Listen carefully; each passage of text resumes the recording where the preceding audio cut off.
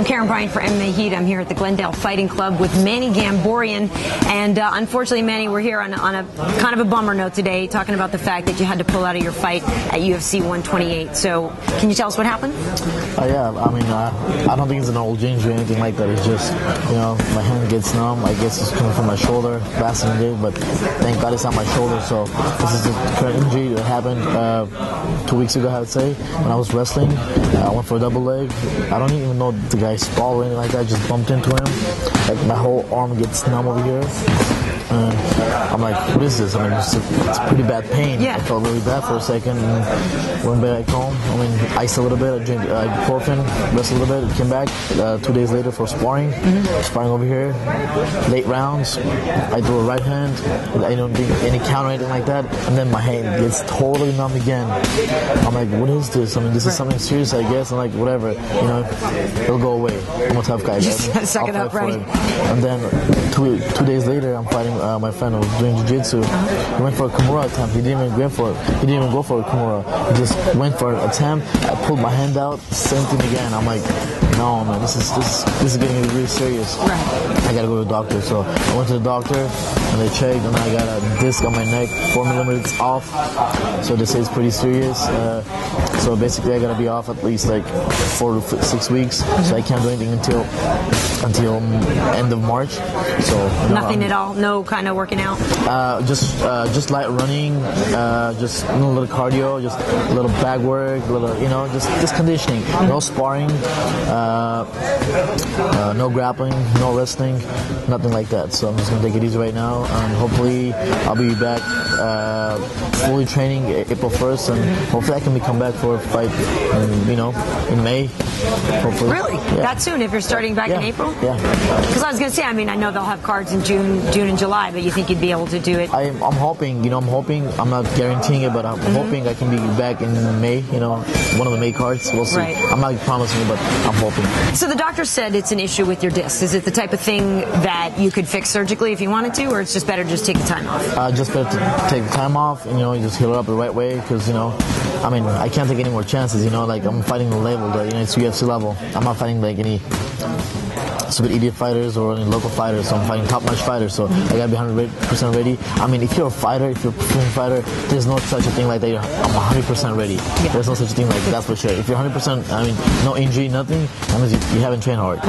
So I mean, obviously coming down, workouts every single day, you're gonna get hurt. But things like this, it pulls it back a little bit. But I got sad for a second when they say, "Manny, you can't fight."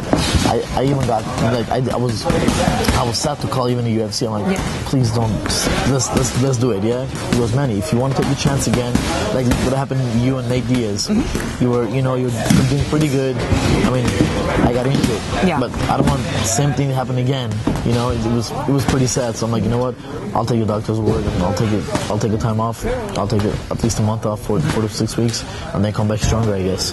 Well, like you said, you've fought hurt before. You tried to fight through it with Nate, but you said you fought hurt when you fought Mike Brown as well, right? So I wasn't hurt. It's just I had a little back pain. Yeah. But I guess it was the same thing with this one. It was like it wasn't there yet, but this time it's like totally it's there, and I can't do anything. Right. How hard was it though to follow the doctor's orders this time? I mean, because like you said, you're a tough guy. A lot of time you think you can probably muscle through it. So talk to me about your headspace or hearing what the doctor said and how much time you had to really think about it before you and your team, decided that you had to call the UFC and say you couldn't fight.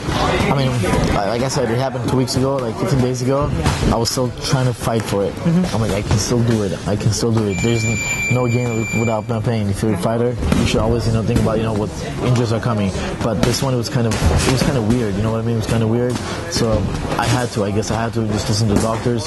When they say you can't fight, I'm like, all right, I guess I have to say it then. I have to stick with my word. What I said, I'm not gonna fight. But calling UFC, it was pretty bad. Yeah. It was pretty bad. I didn't want to call anybody. I'm like, I can still do it.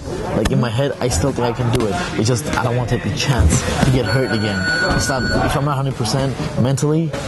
not physically. You can never be 100% physically. If you're a fighter, like I said, you can be 100%. Like mentally, then don't even fight. So I'm gonna take a month off, come back hard training April 1st, maybe even end of March, like March 25th, something like that.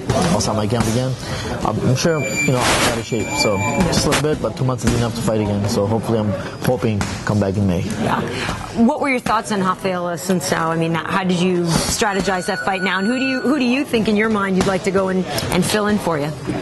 I mean, I heard. I mean, I even felt sorry for the guy. Yeah. I mean, you know, he was preparing for me. You know, he was getting ready for me. Now I just read Sherdog and MMA Weekly. He's fighting Koch. You know, I mean, it's a different matchup. You know what I mean? I mean, he was preparing for me, and now he's preparing for the other guys. It's adjustment in very short notice time.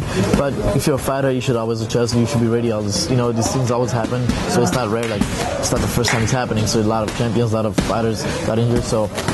I mean, like I said, personally, I feel really bad for the guy. Like I said, I'm apologizing, but it's just, you know, it's not healthy. It's just, I'm ready to go. I'm ready to fight. I'm in shape. It's just, my health is not letting me do it, so I gotta take time off. But it's gonna be a tough fight. It's gonna be a good fight. I wanna watch it, you know. And it's gonna be a good fight. Like I said, Koch's opponent, Koch sponsor got injured too, so, I mean, they matched. So I guess, right, you know, right.